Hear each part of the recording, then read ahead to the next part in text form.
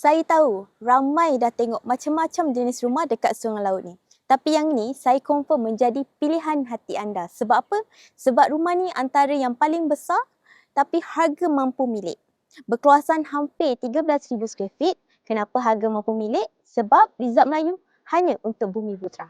Jom kita turun.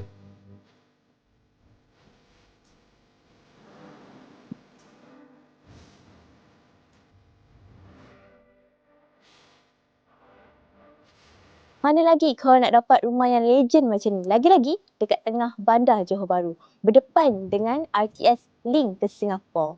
Tengok halaman belakang rumah ni. Korang bukan sahaja boleh tengok dalam movie, tapi korang boleh rasakan sendiri betapa unik dan klasiknya desain rumah ni.